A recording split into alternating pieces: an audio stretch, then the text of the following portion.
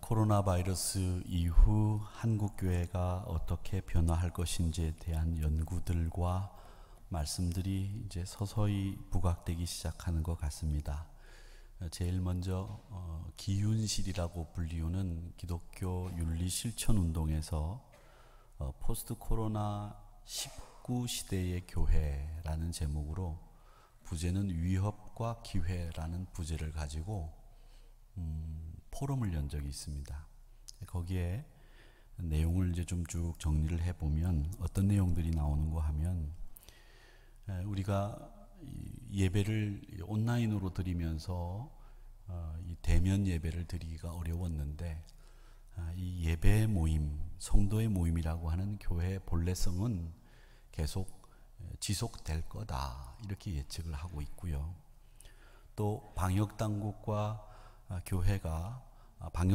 정부가 교회에 대해서 이 강력한 조치들을 한 것에 대해서 우리 교회가 그동안 사회 인식이라든지 교회가 사회가 교회를 어떻게 보고 있었는지에 대한 생각을 엿볼 수 있게 됐다, 이렇게 얘기들을 합니다.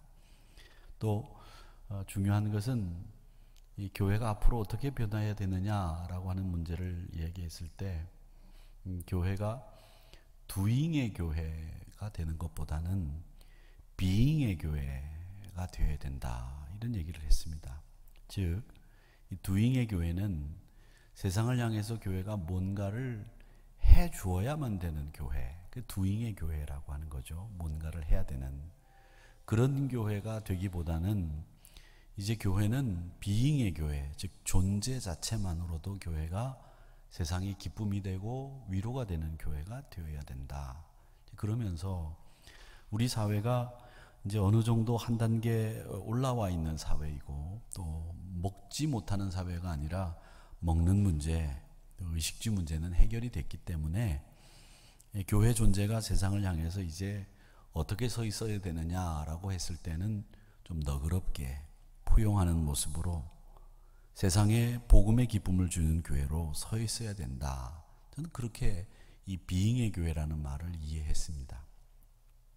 숭실대 경제학과 교수인 이윤재 교수라는 분은 이 코로나 이후 한국 교회는 정부가 감당하지 못하는 그 사각지대에 있는 분들을 도와야 되는 역할을 이제 해야 된다, 이런 얘기들을 했습니다.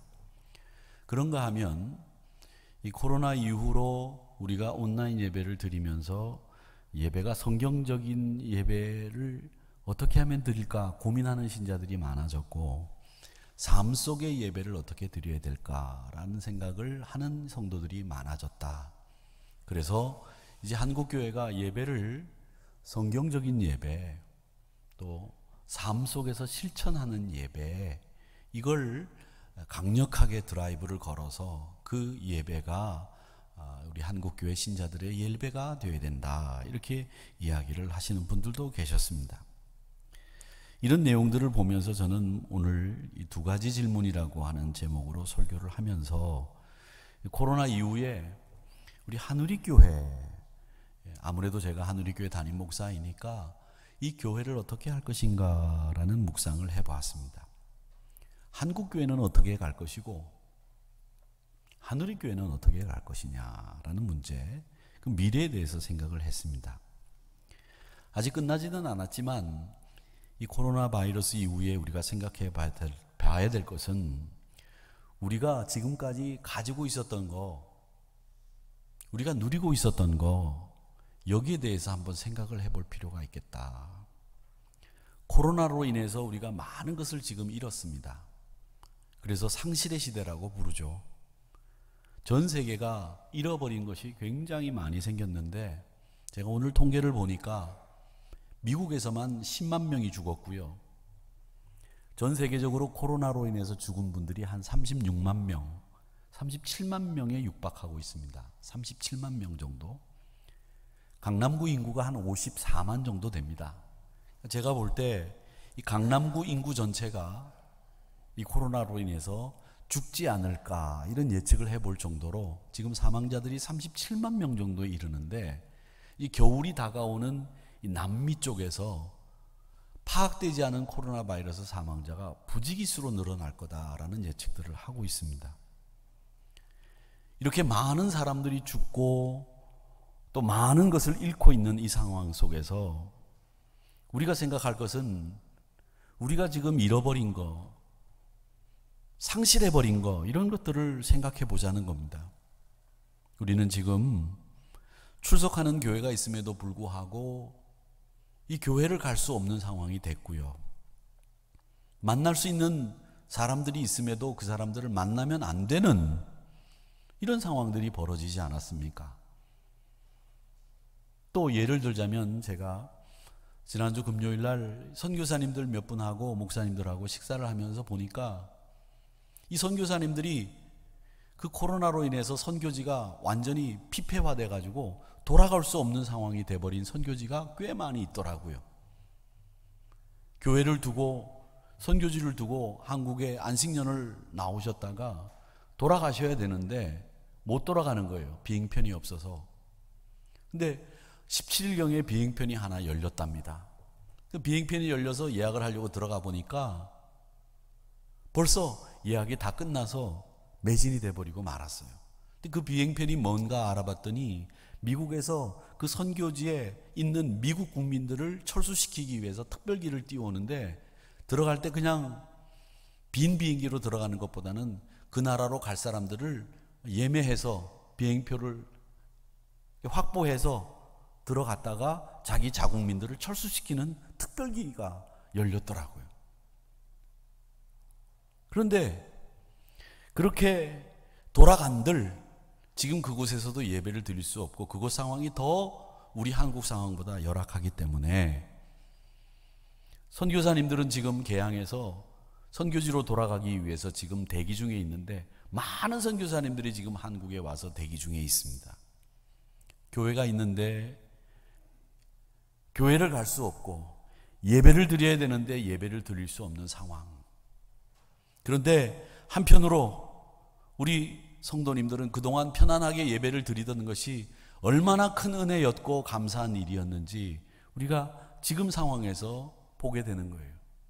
오늘 제가 예배를 드리다 특송 중에 정보비 권사님이 들어오시는 걸 보면서 제가 울컥했는데 저런 권사님들은 정말 얼마나 매일같이 이 재단을 나와서 예배드리고 싶은 마음에 저런 노구인데도 불구하고 예배 자리를 찾아오시려고 저렇게 애를 쓰셨을까. 우리 나이 드신 권사님들 장로님들 보면 그런 그 안에 있는 갈망 같은 것이 예배 자리에 앉아있는 모습만 보더라도 제가 막 느껴져요.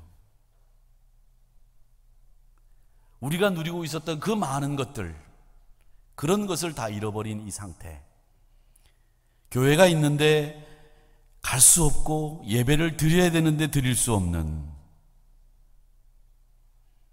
이런 상황에서 우리는 두 가지를 깨닫습니다. 그게 우리가 누리고 있는 것이 이게 다 은혜였구나.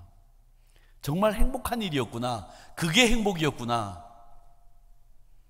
상실을 통해서 그동안 누리고 있었던 것에 대한 소중함을 느끼게 되는 겁니다. 그리고 또 하나는 지금까지 우리가 살아왔던 그리고 행했던 신앙생활을 우리가 또 이 방법대로 신앙생활을 해야 되느냐 반문도 하게 되는 거죠. 상실을 통해서 다른 방법 혹은 다른 길을 모색해야 되는 거 아니냐. 우리 한국교회가 다른 방법 다른 길을 모색해야 될 때가 된 거 아니냐. 이런 생각을 해봅니다. 우리는 이 사태를 그리고 이 이후의 일들을 바라보면서 옛날 역사를 한번 짚어봐야 됩니다. 질병의 역사. 세계적으로 가장 많은 사람들이 죽었던 질병은 패스트입니다. 흑사병이라고 불리는 병인데 이 병에 걸리면 얼굴이 새카맣게 변하면서 죽기 때문에 흑사병이라고 불렸습니다. 이 병은 원래 중국 운남성, 그 보이차가 나오는 운남성의 풍토병이었다고 합니다. 그 풍토병이 몽골군이 유럽을 침략하면서 이 균과 함께 같이 간 거예요. 그래서 유럽 전역을 휩쓸었는데 교황 클레멘스라고 하는 사람이 1351년에 칙령과 같이 칙서를 발표하면서 유럽의 인구가 얼마나 죽었는지 발표를 하는 문서가 남아 있습니다. 거기에 보면 1351년 유럽에서 죽은 사람이 2400만 명이 죽었습니다. 2400만 명. 이쯤에선 한 번쯤 와 이렇게 놀라셔야 돼요. 한 명이 죽은 것도 아니잖아요. 100만 명이 죽은 것도 아니고 2400만 명이 죽었어요. 그렇죠. 저렇게 반응이 있어야 제가 이렇게 아무리 마스크를 하고 있어도, 그렇죠? 2400만 명. 유럽 인구의 3분의 1이 죽었어요. 그렇게 죽고 난 뒤에 이 유럽은 정치적으로, 사회적으로, 문화적으로 큰 변화가 일어납니다. 페스트가 창궐하기 이전까지는 유럽은 가톨릭 교회가 실권을 쥐고 있어서요, 교황이 황제도 바꿨어요. 또 귀족사회, 봉건사회가 딱 자리를 잡고 있어서 그 귀족들이 행세하는 세상이 중세시대였어요. 그런데 이 귀족들도 3분의 1 이상 죽었고, 성직자들도 대다수의 성직자들이 거의 다 죽었기 때문에 성직자들이 없어서 성직을 돈 주고 사가지고 성직자가 되는 성직 매매가 그때부터 막 그렇게 활발하게 은연중에 일어나게 됩니다. 성직 매매. 그리고 귀족들이 죽으면서 그 재산이 그 혈연들, 친인척들에게 물려지면서 갑자기 돈이 없던 사람들이 돈이 생기면서 이 중산층이라고 하는 것이 생기기 시작을 하면서 사회 변혁의 단초가 되는 거예요. 그게 14세기 1351년에 일어났던 유럽의 변화였습니다. 중산층이 생기고 교권이 몰락하고 성직 매매가 이루어지면서 교회가 타락하는 일들이 생기게 된 거죠. 그러면서 일어났던 것이 뭐냐? 여러분들이 잘 알고 계시는 르네상스입니다. 종교개혁입니다. 그 패스트가 그러면 그해 1351년에 2400만 명이 죽었다고 하는 발표대로 패스트가 그해 끝났느냐? 아니에요. 1800년대까지 패스트는 계속 간헐적으로 큰 감염을 일으켰습니다. 이 코로나 바이러스가 진정이 돼서 우리나라에서는 종식이 될런지는 모르겠지만 지금까지 죽은 37만 명보다도 더 많은 사람들이 앞으로 죽었다. 저는 죽을 거라고 그렇게 보여져요. 최소 미국에서 예측한 대로 6월 초가 되면 10만 명이 미국에서 죽는다 했을 때 지금 10만 명이 넘었어요. 우리나라는 270명밖에 안 죽었지만,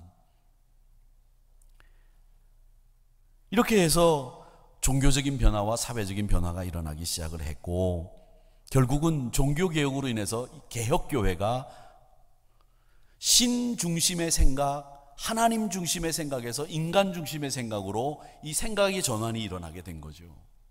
그 가장 대표적인 책, 여러분들 학교에서 배우신 것처럼 에라스무스라는 사람이 우신 예찬을 써서 그게 르네상스의 단초가 됐다라는 걸 여러분 배우셨을 겁니다. 바보신을 예찬하는 글, 그게 신앙을 흐트러뜨리고 새로운 상황을, 새로운 생각을 할 수 있도록 만들었던 거죠. 이런 변화들을 보면서 우리에게 어떤 일이 일어날 것인지에 대해서 여러분 그래도 어느 정도로 예측해 볼 수 있지 않습니까? 분명히 이건 변화가 일어난다. 분명히 어떤 상황이 우리 앞에 다시 전개될 거다. 예전의 그 모습으로 우리는 돌아갈 수 없을 거다. 그러면 어떻게 할 거냐? 저는 한우리교회 담임 목사이기 때문에 한우리교회를 먼저 생각합니다. 제가 2013년 4월 7일 날 설교를 강남으로 온 이유라는 제목으로 설교를 했어요.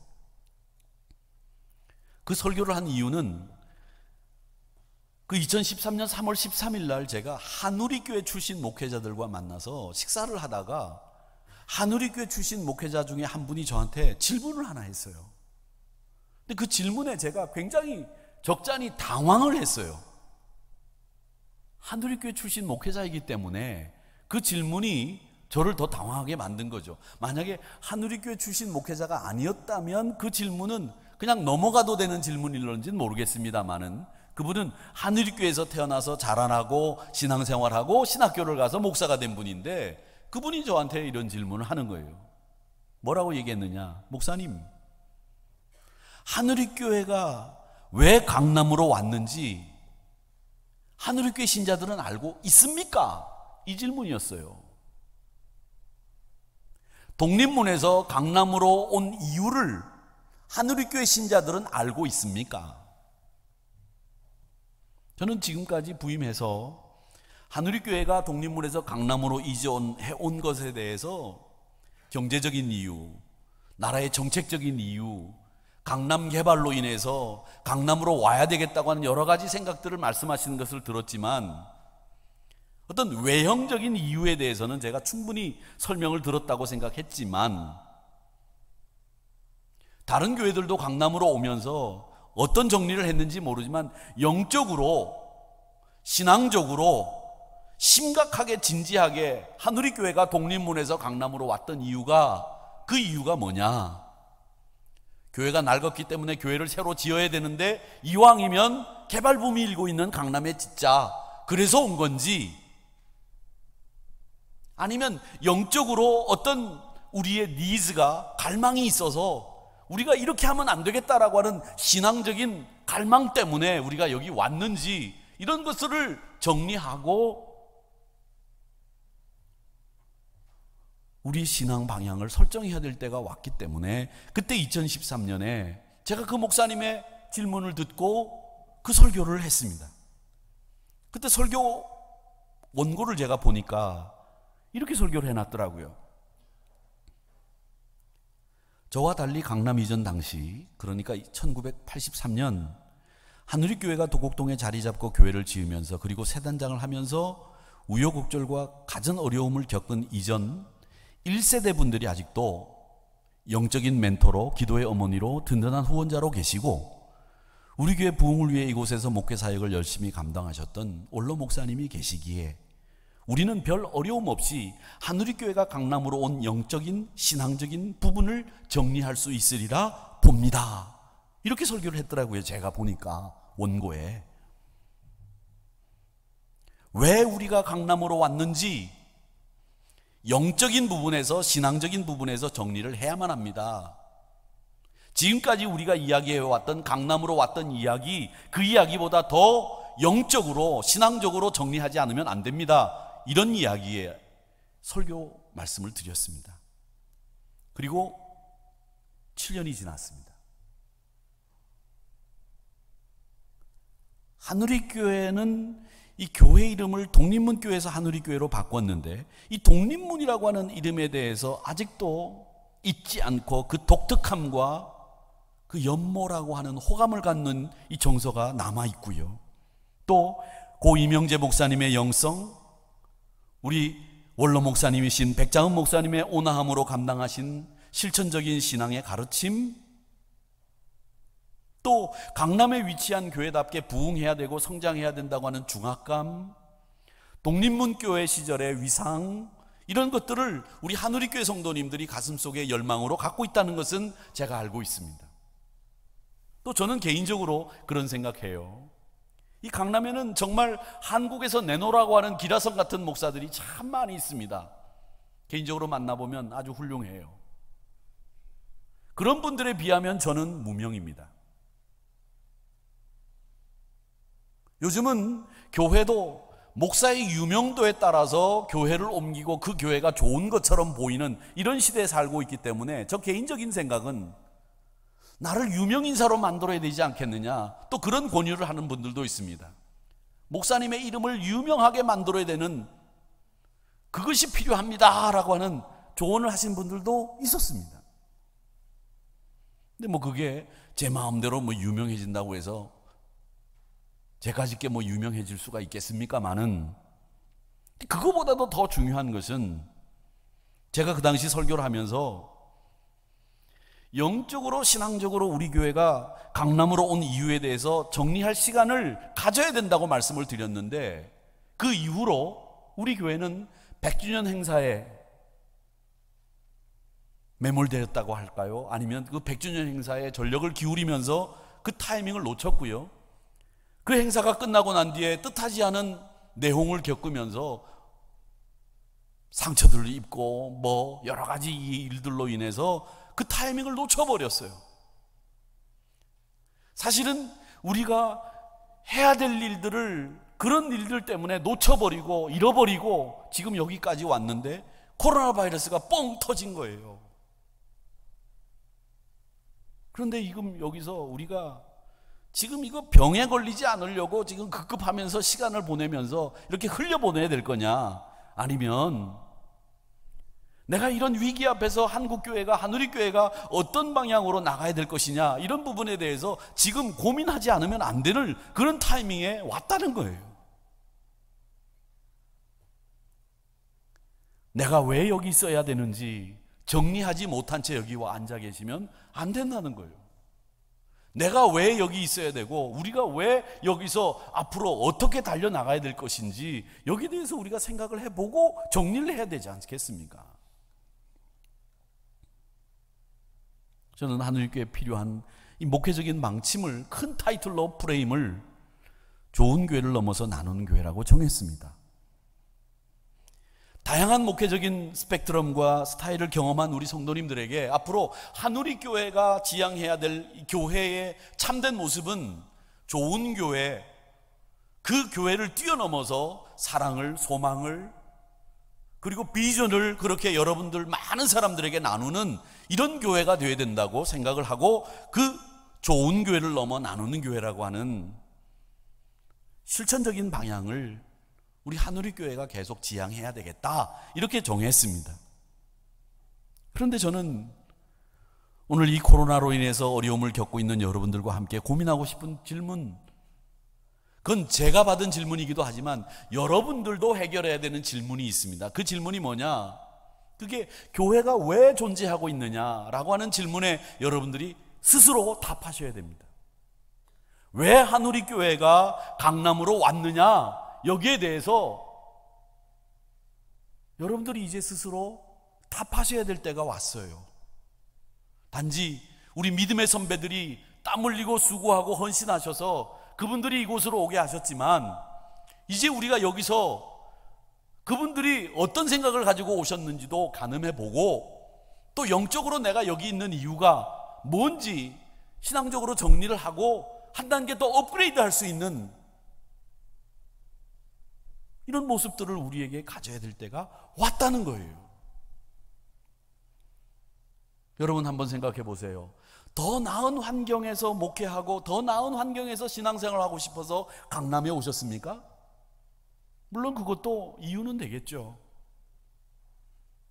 우리는 지금 대통령의 말처럼 전혀 경험해 보지도 못했고 상상해 보지도 못했던 이런 나라에서 지금 살고 있으면서 코로나 이후에 교회 존재, 특별히 하누리교회가 앞으로 어떻게 해야 되는지에 대해서 진지하게 고민해야 될 때가 됐다. 하누리교회가 이곳으로 온 것에 대해서 여러분들이 답을 하셔야 됩니다. 한국교회가 왜 지금 여기 있는지, 어디로 가야 되는지 여러분들은 한국교회 일원으로서 답하셔야 됩니다. 목사가 답해야 된다? 물론 맞는 얘기죠. 근데 적어도 여러분들이라면 그 부분에 대해서 이렇게 해야 될 것 같습니다 라고 하는 정도의 대답은 나올 수 있어야 된다는 거죠. 이를 위해서 저는 여러분들에게, 여러분들이 제가 드린 이 질문에 답을 얻기 위해서 힌트를 3가지를 드리려고 합니다. 그 힌트를 가지고 여러분들이 제가 드린 질문에 답을 여러분들이 하셔야 됩니다. 그 첫 번째 힌트는 세들백 교회 릭 워렌 목사님의 교회 3가지 유형이라고 하는 내용입니다. 이 목사님은 교회가 3가지 유형의 교회가 있는데, 한 가지 교회는 사람에 의해서 움직이는 교회가 있답니다. 이런 교회는 지도자의 영향력에 의해서 움직이는 교회죠. 교회 지도자인 담임 목사의 영향력, 그리고 장로님들, 권사님들을 이런 영향력에 의해서 움직이는 교회들이라는 거죠. 사회적으로, 경제적으로, 정치적으로 지위가 높은 또 혹은 능력이 있는 장로님이나 목사님이 있으셔서 그 영향력에 의해서 교회가 이끌어가는 거죠. 그런데 그 지도자들이 하나님의 뜻에 민감하거나 성경에 의해서 분별하고 판단할 수 있는 능력이 있으면 문제가 없다는 거예요. 그런데 그 지도자가 만약에 돌아가시거나 그 지도자가 하나님의 뜻에 둔감해지거나 하나님의 말씀에 의해서 선택하고 분별하지 않게 되면 이 교회는 건강한 교회가 안 된다는 거죠. 문제가 생긴다는 거죠. 그런 교회들을 우리가 지금 한국 사회에서도 보고 있지 않습니까? 아주 영향력 있는 목사님들이 은퇴하시고 난 뒤에 그 교회들이 혼란을 겪는 경우들. 두 번째 교회가 어떤 교회냐면 건물에 의해서 움직이는 교회가 있다는 거예요. 건물을 짓고 유지하는데 교회 예산의 큰 부분을 할애하고 교회 부흥이 이 건물이 아주 중요한 역할을 한다고 생각을 하고 그 건물을 지키는 게 전도하는 것보다, 영혼을 구원하는 것보다 더 중요하다고 우선순위를 두는 교회, 그게 건물에 의해서 움직이는 교회라는 거예요. 이런 교회들이 어려움을 겪는데 뭐냐? 건축비로 쓴 돈을 갚지 못해서 빚으로 허덕거리면서 빚을 갚는 일에 모든 교회 예산을 넣어버리는 경우, 그러다가 결국 그 감당하기 어려운 빚 때문에 교회가 경매로 넘어가는, 미국 교회 유명한 크리스탈 교회가 그렇게 되지 않았습니까? 마지막 세 번째가 이 워렌 목사님이 얘기하시는 교회는 하나님의 목적에 의해서 움직이는 교회입니다. 이 교회가 가장 이상적이고 건강하고 성경적인 패러다임을 지닌 교회라고 말합니다. 근데 문제는 뭐냐? 이런 교회가 되기가 어렵다는 거예요. 왜 어려우냐? 이유는 많은 성도님들이 지금 교회 안에서 자기 목적을 위해 움직이고, 많은 교인들이 자기 신앙적인 허영을 채우기 위해서 신앙생활 하는 사람들이 넘쳐난다는 거예요. 자기 신앙의 허영을 위해서 봉사하고 선교하고 헌신하고 신앙이 있는 척하는 그 허영 때문에 교회가 병들어간다는 거예요. 통계에 의하면 미국 교인들 가운데 89%가 교회가 뭘 해야 되느냐 이렇게 물어봤을 때 89%가 교회는 나와 내 가족을 돌보는 일을 해야 된다고 한다고 합니다. 89%가. 단 11%만 교회는, 그 교회의 목적은 그리스도를 위해서 있어야 됩니다, 이런 영혼을 위해서 있어야 됩니다 라고 이야기하는 교인들은 11%밖에 안 되고, 89%의 교인들이 교회는 나를 위해서, 내 가족을 돌보는 일을 위해서 있어야 됩니다 라고 얘기하더라는 거예요. 그게 미국 교회가. 그럼 한국 교회는 상황이 다르냐? 저는 별로 다르지 않다고 생각합니다. 지금은 다 교회가 왜 있어야 되느냐? 자기 중심으로 나를 돌보는 일, 그걸 목회라고 생각하죠. 여러분을 돌보는 일이 목회가 아닙니다. 여러분을 주의 제자로 만드는 게 목회고요, 주의 용사로 만드는 게 목회고요, 주를 위해서, 잃어버린 영혼을 위해서 있는 게 목회예요. 근데 그게 도취되어 있어요. 나를 위해서, 내 가족을 위해서 교회가 있어야 된다. 말은 안 하지만 많은 신자들이 그것이 목회고 그것이 교회 존재라고 생각하고 있다는 거예요. 이게 허영이에요. 릭 워렌 목사님의 말씀을 통해서 우리 교회 존재에 대해서 다시 생각해 봐야 됩니다. 하나님의 목적에 의해서 움직이는 교회가 될 거냐? 정말 이 교회가 이 땅에 있는 존재 가치에 합당한 교회냐? 이건 우리 교회뿐만 아니라 한국 교회가 묻고 답해야 된다는 거죠.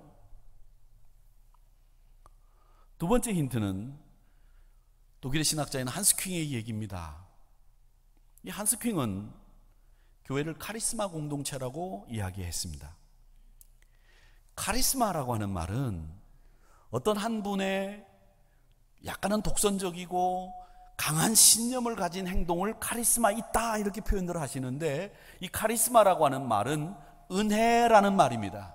카리스마조라고 하는 말이죠. 은혜라는 말이에요. 은혜라는 말은, 이 카리스마라는 말은 뭐냐면 하나님이 우리에게 주신 능력이에요. 여러분에게 주신 능력, 그게 카리스마예요. 성령이 어디에서 일하십니까? 교회에서 일하시는 분입니다. 성령이 누구를 향해서 일하십니까? 여러분 한 분 한 분을 향해서 일하십니다. 성령 하나님은 아주 구체적으로 여러분 한 분 한 분을 위해서 일하시는데, 그 특별한 일을 감당할 수 있도록 사명을 주시고 이 활동을 수행할 수 있는 능력을 부여하시는 것, 그 능력이 뭐냐? 카리스마. 그게 여러분들에게 다 있는 거예요. 교회와 신자들을 섬기기 위해서 하나님이 이런 영혼을 향해서 갈 수 있도록 우리에게 주신 능력, 그게 카리스마입니다. 그렇다고 한다면 우리가 가지고 있는 갈망, 열망, 우리가 가지고 있는 목표, 비전, 그걸 향해서 가기 위해서는 여러분들에게 부여하신 하나님이 주신 카리스마, 그것부터 확인하셔야 됩니다. 하나님이 나에게 주신 카리스마가 뭐냐? 로마서 5장 2절 말씀을 볼까요? 거기에 보면 이런 말씀이 있어요. 그로 말미암아 우리가 믿음으로 서 있는 이 은혜에 들어감을 얻었으며 하나님의 영광을 바라고 즐거워하느니라. 그 은혜에 들어감으로써 하나님의 영광을 바라게 되고 하나님을 즐거워하게 된다. 은혜에 들어가지 않으면 하나님의 영광 구하지 않고 즐거워하지 않는다 얘기예요. 그 은혜의 자리에 들어가야 하나님의 영광을 드러내는 사람이 되고 말씀을 깨닫고 기쁨이 있고 행복이 있고 즐거움이 있다는 거예요. 은혜에 들어가야. 그러니까 여러분들에게 하나님이 주신 카리스마가 있다고 하는 걸 확인하셔야 됩니다. 나에게는 하나님이 주신 능력이 있다, 카리스마가 있다. 그 은혜를 깨닫는 순간부터 열매를 맺고 그 은혜를 깨닫는 순간부터 우리 한우리교회가 교회다운 모습으로 나갈 수 있다는 거예요. 그래서 한스킹은 이 교회는 카리스마 공동체다, 그렇게 이야기를 한 겁니다. 사도 바울 교회들에게 편지를 보내면서 인사를 하는데, 그 인사를 할 때 사도 바울은 말이죠, 제일 먼저 뭘 빌었느냐? 은혜와 평강이 있기를 빌었어요. 그래서 골로새서 1장 2절에 보면 골로새에 있는 성도들에게, 곧 그리스도 안에서 신실한 형제들에게 편지하는데, 우리 아버지 하나님으로부터 은혜와 평강이 너희에게 있을지어다, 그렇게 인사했어요. 우리 은퇴 장로님들께서 인사 잘하기 운동을 벌이시려고 이제 일을 시작하셨는데, 이 일을 시작하자마자 코로나 바이러스가 뻥 터지는 바람에 다 마스크를 쓰고 그냥 교회에 오시니까 인사하기가 지금 아주 그냥 굉장히 어려워졌어요. 인사를 하는 건지 눈으로 흘기는 건지 눈만 봐갖고 몰라요. 이 웃는 얼굴은 어디에서 표시가 나냐면 입에서 나죠. 입에서. 근데 그 사람들이 보는 관점이 다르다 그러더라고요. 제가 그 스마일 표시를 가지고 공부를 좀 했어요. 제가 왜 웃는 이 인사 잘하기 운동 때문에 제가 공부를 했는데, 한국 사람들은 이 얼굴의 표정을 눈으로 판단한대요. 눈으로. 그러니까 눈이 웃는 눈이 돼야 된다는 거죠. 그래서 여러분 보세요. 하회탈 보세요. 하회탈 보면 눈이 이렇게 웃고 있잖아요. 그죠? 기억나세요? 몰라요? 본 적 없으세요? 눈이 이렇게 웃고 있잖아요. 그렇죠? 그 한국 동양 사람들은 눈이 웃어야 웃는 거라고 본다는 거죠. 근데 서양 사람들은 눈은 안 웃어요. 스마일 표시, 그게 외국 사람이 만든 거래요. 근데 스마일 표시 보면 눈은 그냥 점만 찍혀 있잖아요. 그렇죠? 기억해 보세요. 점만 찍혀 있어요. 그리고 뭐가 웃어요? 입이 웃고 있죠? 서양 사람들은 입이 웃어야 웃는다고 판단을 하고 한국 사람들은 눈이 웃어야 웃는다고 판단한다는 거예요. 제가 이런 것도 알고 있어요. 공부했다고요. 그런데 여러분, 제가 드리려고 하는 것은 다른 게 아니라 우리가 은혜 아래 들어가야만 된다는 거죠. 그래서 은혜를 구하고 평강을 구하는 일을 했어요. 그게 인사예요. 웃는 얼굴이에요. 눈도 웃고 입도 웃으면 돼요. 그게 우리 성도들에게 비는 축복이 되는 거죠. 그래서 저는 그 인사 잘하기 운동이 우리 한우리교회뿐만 아니라 한국교회의 지형을 바꿀 수 있는 운동이라고 생각해요. 왜? 인사를 잘하기 위해서는 그분에 대한 배려, 그분에 대한 관심, 그분에 대한 사랑이 없으면 인사 못해요. 그 인사를 잘하면서 그런 마음들을 우리가 가지게 되면 그게 은혜를 비는 거고 그게 평강을 비는 게 아니냐, 그런 생각을 하거든요. 근데 그 은혜가 뭐냐? 카리스마, 하나님이 주신 능력이라는 거예요. 우리 한우리교회는 카리스마 공동체입니다. 바울은 은혜로 시작해서 은혜로 끝난 사람인데 부디 바라기는 여러분들이 앞으로 우리 교회를 위해서, 한국 교회를 위해서 어떤 생각을 하시든지 여러분들이 숙제를 해야 되는 그 생각 속에 한 가지 기억해야 될 것은 내가 하나님께서 주신, 성령 하나님이 주신 은혜, 카리스마가 있다, 이걸 확인하는 자리에서부터 출발하고 생각하셔야 될 겁니다. 그래서 한스킨 교수는 교회는 카리스마 공동체다, 그렇게 얘기한 거예요. 하나 더 마지막 힌트를 여러분들에게 드리려고 합니다. 이건 성경적인 힌트인데, 가이사랴 빌립보에서 예수님이 제자들과 함께 훈련을 하고 난 뒤에 이제 내려오시다가 제자들에게 물었어요. 야, 너희는 나를 누구라고 하느냐? 내가 누구냐? 야, 요즘 이제 뭐 이렇게 흔히 유행하는 걸로 형님이야 우리에게 영원한 빛이죠, 뭐 형님은 우리에게 영원한 보호막이시죠, 이렇게 얘기할 수 있는 그런 분위기예요. 근데 베드로가 거기서 떡 나서서 하는 말이 주는 그리스도이십니다, 살아계신 하나님의 아들입니다. 이렇게 마태복음 16장 16절에서 그렇게 말씀하세요. 그러니까 오늘 본문 18절 말씀을 읽었는데 이 18절에서 주님이 뭐라고 얘기했느냐면, 야, 내가 너한테 말하는데 너는 이제 지금까지 가지고 있었던 게바, 바요나 시몬, 이 이름이 아니라 너는 이제부터 이름이 베드로다. 이름을 새로 주셨어요. 베드로, 영어 이름 피터죠. 이게 반석이라는 뜻이에요. 그 반석 위에 내 교회를 세우겠다, 음부의 권세가 이기지 못한다, 그렇게 말씀을 하셨어요. 이 말씀은 우리에게 두 가지를 이야기하고 있습니다. 하나는 교회는 반석 위에 짓겠다고 말씀하셨는데 그 반석은 뭐냐? 베드로의 신앙 고백입니다. 마태복음 16장 16절에 나오는 베드로의 신앙 고백, 그 위에 우리 교회가 세워져 있습니다. 도곡동 948번지에 교회가 세워져 있는 게 아니고 베드로가 주님 앞에 했던 신앙 고백, 주는 그리스도시요 하나님의 아들이십니다 라고 하는 그 신앙 고백 위에 우리 교회가 서 있습니다. 이건 바뀌어질 수 없어요. 다행히 우리 교회는 물리적으로도 이 교회 밑에 돌이 있다고 그러더라고요. 반석 위에 세워져 있는데 제가 목회한 교회들은 다 교회 밑에 돌이 있어요. 할렐루야, 감사합니다. 그렇게 생각합니다만은 돌이 있으니까 교회 건물이 균열이 없어요. 금이 가는 데가 없어요. 희한하죠. 얼마나 귀한 일인지 모릅니다. 어쨌든 교회는 그 반석 위에 세워져 있는데 그 반석이 뭐냐? 베드로의 신앙 고백이에요. 그리고 결국 그 말은 뭐냐? 교회는 주님을 사랑하고 그렇게 신앙 고백하는 사람들의 모임이에요. 여기는 친교단체가 아니고 개모임이 아니에요. 여기는 주는 그리스도시요 살아계신 하나님의 아들입니다 라고 고백하는 사람들이 모여있는 곳이에요. 그래서 그 주님을 사랑으로 품고 그 주님 안에 거하는 것을 사모하는 사람들이 모여있는 곳이 교회입니다. 요한복음 15장 4절에서 우리가 성서 일과로 읽은 말씀이 있잖아요. 내 안에 거하라, 나도 너희 안에 거하겠다.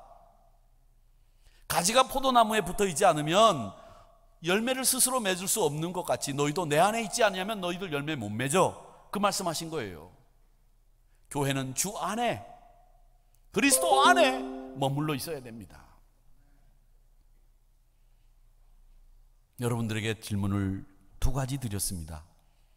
교회가 존재해야 되는 이유가 뭡니까? 온라인으로 예배를 드려도 되는데 우리가 왜 모여야 됩니까?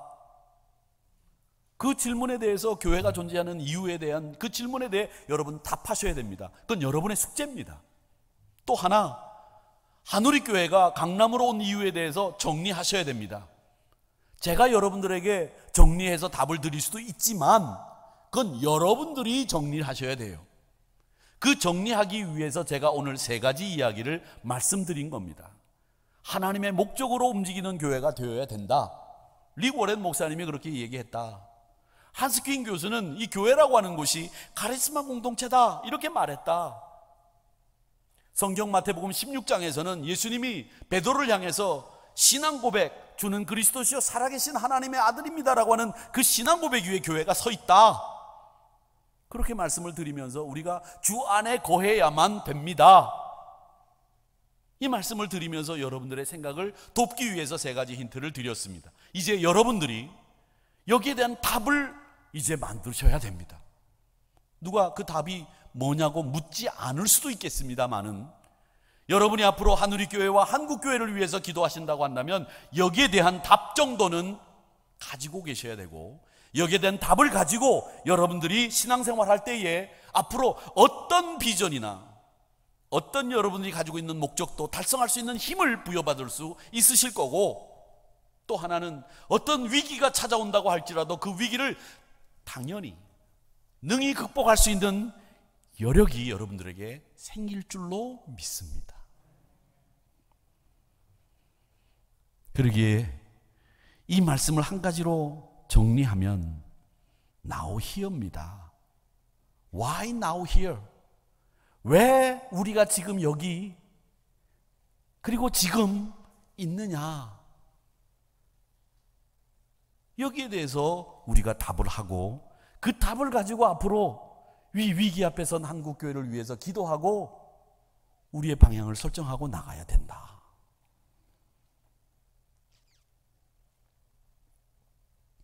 이 두 가지 질문을 깊이 묵상해 보시기 바랍니다. 코로나 이후에 그 옛날 패스트가 발병하고 유럽 인구의 3분의 1이 생명을 잃을 때에 일어났던 정치적인, 사회적인, 종교적인 그 변화 앞에서 우리가 똑같은 상황이 아니라고 할지라도 그런 변화를 앞으로 겪게 될 겁니다. 그런 변화 앞에서 당황하거나 또 혹은 그런 변화 앞에서 우려스러운 눈길로 바라보기보다는 의연하게 우리가 가야 될 방향이 어디인지, 또 우리가 무엇을 해야 되는지에 대한 분명하고도 확고한 신앙관이 정립되어 있는 한우리교회 성도님들이 되기를 바랍니다. 부디 빌기는 이 질문에 대한 답을 여러분들이 깊이 묵상하시면서 늘 하시기를 부탁드리면서 오늘 말씀을 마칩니다.